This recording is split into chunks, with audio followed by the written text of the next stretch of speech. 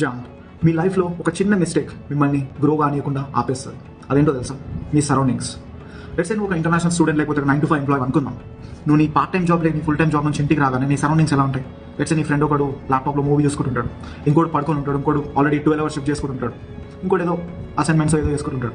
Total మీ current సరౌండింగ్స్లో ఉన్న కన్వర్జేషన్స్లో at least ఒక 10% ఒక ఆన్లైన్ బిజినెస్ మనం ఎలా స్టార్ట్ చేయాలి దాని గురించి మాట్లాడతారా? ఒక మైండ్ సెట్ గురించి, పర్సనల్ డెవలప్మెంట్ గురించి, ఒక తక్కువ టైంలో మనం ఆన్లైన్లో మళ్ళీ ఎలా ఎర్న్ చేయాలి, అసలు పాసిబుల్ వేస్ ఉన్నాయా, ఇలాంటి డిస్కషన్స్ ఒక 10% అన్న చేస్తారా?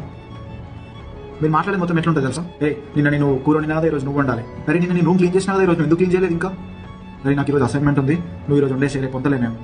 అరే మంచి కొత్త మూవీ వచ్చింది, ఆ మూవీకి వెళ్దాం మనం. అరే అన్న ఏదో జాబ్ చేస్తున్నాడు కదా, అన్న జాబ్ ఎట్లా వచ్చింది, ఏదైనా సర్టిఫికేషన్ చేసిందా? కన్వర్జేషన్ మొత్తం ఇవే ఉంటాయి. రైట్? కరెక్టే కదా? కరెక్ట్ అయితే లైక్ వేసుకో. నా దృష్టిలో మీ గ్రోత్ ఆపేది మీ సరౌండింగ్సే. ఓకే, సో ఫస్ట్ నువ్వు ఆ ప్లేస్ నుంచి పక్కకి వెళ్ళిపోవాలి.